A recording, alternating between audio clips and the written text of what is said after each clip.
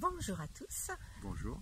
Donc nous voici encore à l'extérieur, hein, c'est Oui, bien agréable. avec un beau soleil Voilà, on entend... qui a tendance à nous éblouir un peu, mais c'est pas grave. Non, tout à fait. Donc on va parler aujourd'hui des tomates. Et on n'est pas encore arrivé au Saint-Glace, mais on a une serre, une petite serre. Et donc on va mettre quelques pieds à l'intérieur. Mais d'abord on va aller voir un peu ce qu'elles sont, où elles en sont, ces fameuses tomates. Oui, après le générique.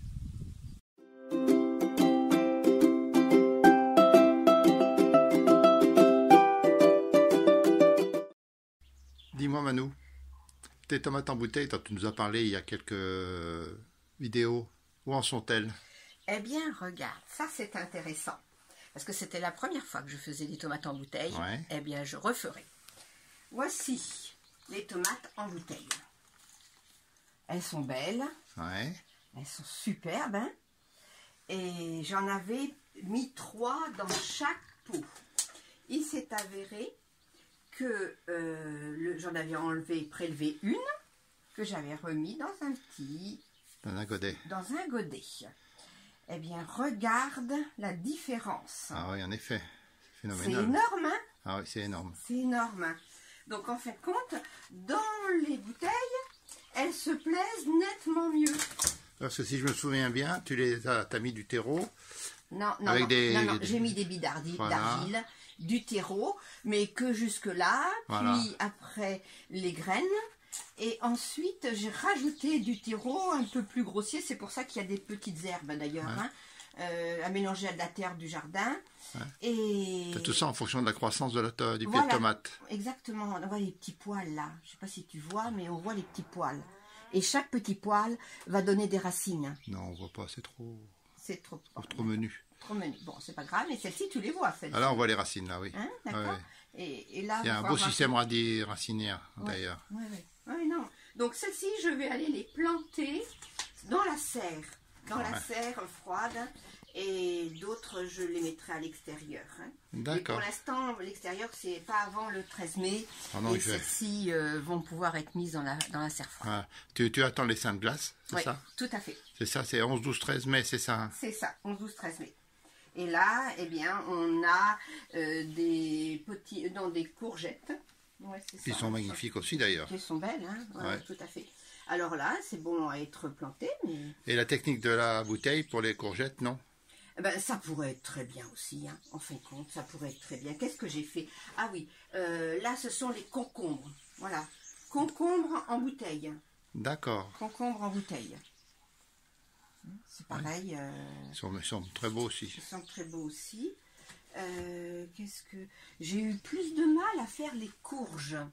Les courges... Alors, butternut, Ouais. en fin de compte, il faut bien arroser la première fois et puis ensuite ne plus arroser du tout. D'accord. Hein. Et donc, tant que j'ai continué à arroser un peu, rien n'est apparu. Et ça a duré une bonne quantité de jours. Et puis, bon, moi, je l'ai laissé tomber. Et puis, en fin de compte... Ah, là, ils sont magnifiques, là. Ouais, voilà. Et puis, tu as une petite... pour les premières feuilles qui vont apparaître. D'accord. Et bien, un deuxième là-bas qui attend que Oui. tes douces mains s'en occupent. C'est gentil, ça. Hein, c'est gentil. Bon, ben voilà. Et les premières tomates cerises que j'avais plantées sont ici. Sont là. Et bon, donc là, elles sont beaucoup plus âgées. Ouais. Elles reviennent un peu à ça, mais elles ont beaucoup plus de jours. Hein. D'accord. Mais elles n'ont pas été faites en bouteille. Ben, enfin, je ferai l'année prochaine, je ne ferai que de la bouteille. Ok, ben faire boire de l'eau, alors. Remarque, c'est bon pour la santé. Alors, Voilà. Ok. Merci. La suite au prochain numéro? Eh oui. À la Ok, plantation. à la plantation. Merci. J'ai commencé par, dans cette petite serre, là, hein, j'ai fait toujours les tomates. Donc forcément, à l'automne, j'aurais enrichi la terre de façon à ce que ça soit renouvelé quand même. Hein. Et là, j'ai commencé par faire des gros trous. Des trous assez profonds. Alors, je vais planter également un peu de laitue. Je vais mettre au fond du trou du compost pour leur réchauffer les pieds, on va dire. Hein. Un petit peu de compost. Alors les tomates, Il faut les mettre tous les 70-80 cm. Donc il va y avoir 6 pieds à cet endroit. Ça va pas être... C'est bon quoi. Hein. Voilà. Je me prends mal.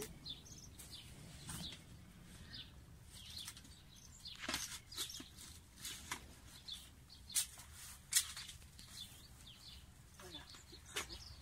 Alors maintenant je vais remettre un peu de terre parce que c'est bon.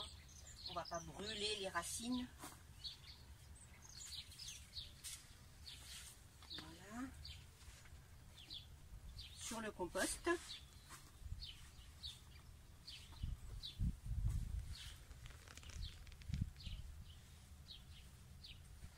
D'où l'importance de faire un trou assez profond. Alors maintenant j'ai 3 variétés de tomates.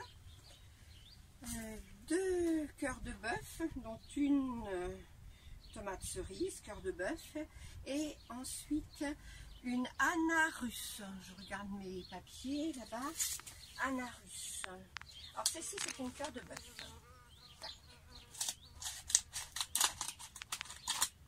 J'avais mis des numéros.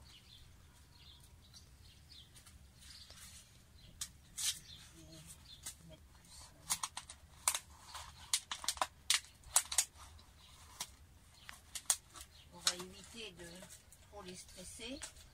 Une grande tomate. On a élevé en serre. Voilà. Mon cœur de bœuf. Et on va mettre sa copine là. Voilà. Et je recouvre.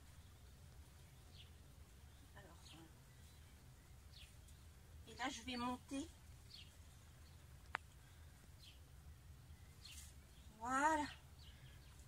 J'appuie un peu. Et donc, vous voyez, j'ai mis jusqu'à la tête. Hein, au niveau de... Parce que tout le corps va faire des racines, en fin de compte. Hein. Ça va faire des racines. Et ensuite, lorsque... une petite cuvette pour pouvoir mettre de l'eau. Donc je vais arroser.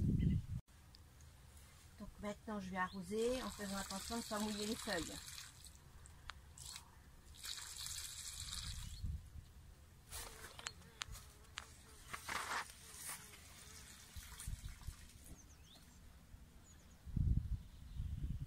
On va bien arroser la première fois, puis on va laisser tranquille après. Hein.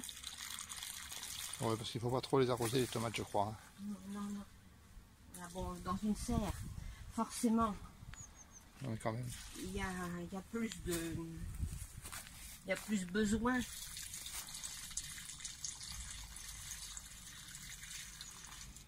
L'intérêt de la cuvette, c'est que l'eau ne part pas partout.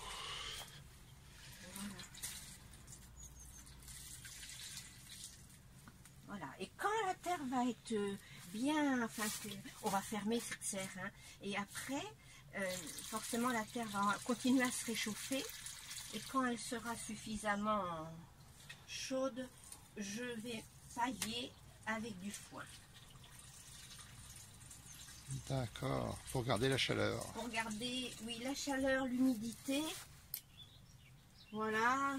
Mais le temps de...